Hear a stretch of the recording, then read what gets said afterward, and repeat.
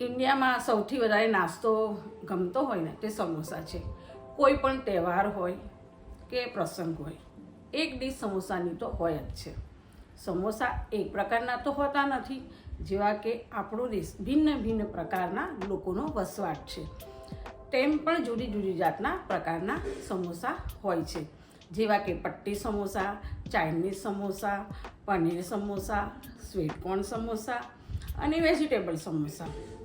આવા અવનવા સમોસા મળે છે. તો ઘરના સમોસાની તો વાત જ જુદી હોય છે. તો હું એવી રેસીપી લઈને આવી છું. તો ચાલો આપણે રેસીપી સ્ટાર્ટ કરીએ.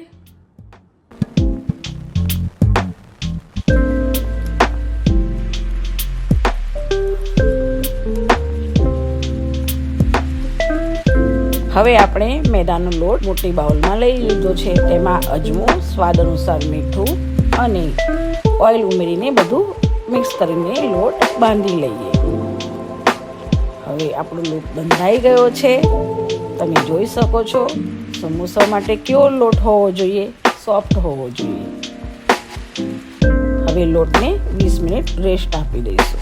ત્યાં સુધી આપણે સમોસા માટે માવો રેડી કરી લઈશું. બટાકાને મેં પહેલેથી બોઇલ કરીને ક્રશ કરીને બાઉલમાં કાઢી લીધા હતા. હવે તેમાં મીઠું, ધાણા જીરું પાવડર, ગરમ મસાલો, હળદર.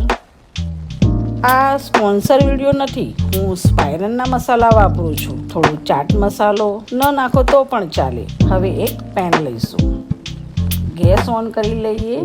હવે પેનમાં થોડું ઓઇલ નાખીશું અને તેને ગરમ થવા દઈએ. તેમાં ક્રશ કરેલા આદુ મરચાંની પેસ્ટ નાખીને સાંતળી લઈએ.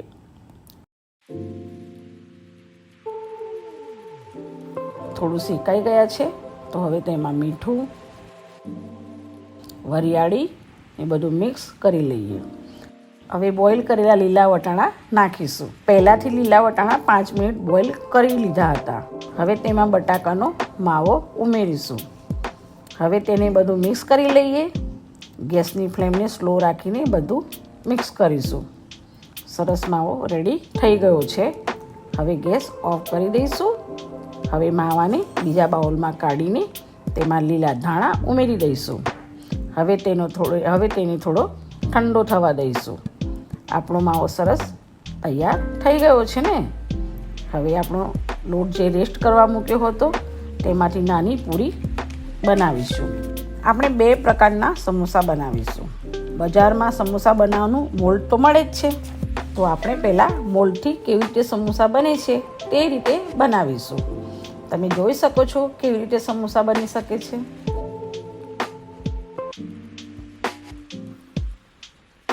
હવે બીજી રીતથી સમોસા બનાવીશું. થોડો લોટ લઈને મોટી પૂરી વણી લઈએ. હવે તેને વચ્ચેથી કટ કરી લઈશું. એક ભાગ લઈને ચારે બાજુથી આંગળીની મદદથી પાણી લગાવી દઈએ. તમે જોઈ શકો છો કેવી રીતે બીજી રીતે સમોસા બની શકે છે.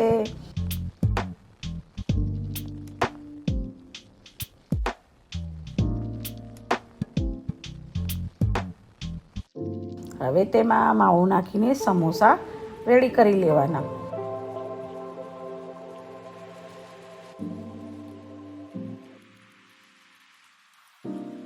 આપણે 2 પ્રકારના સમોસા રેડી થઈ ગયા છે. તો ગેસ ઓન કરીને કઢાઈ લઈશું. તેમાં ઓઇલ નાખીને ગરમ થવા દઈશું. હવે ઓઇલ ગરમ થઈ ગયું છે તો ચાલો તેમાં એક એક ઉમેરતા જઈશું. ચાલો આપણે પહેલી ટાઈપના સમોસા તળી લઈએ. તો લાઇટ બ્રાઉન થાય ત્યાં સુધી સમોસા તળવા જોઈએ.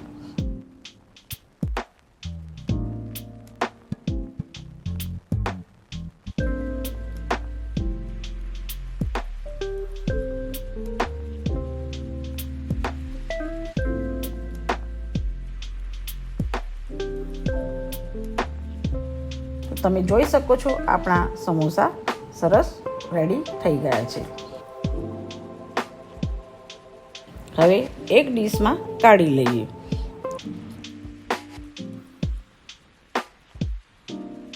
તમે તેને લીલા મરચાં, ડુંગળી, આંબલીની ચટણી, ટમેટો કેચઅપ સાથે સર્વ કરો. દેખતા મોઢામાં પાણી આવી ગયું ને? તમે મારી અવનવી રેસીપી જોવા માટે શેર કરો, લાઈક કરો અને સબસ્ક્રાઈબ કરો.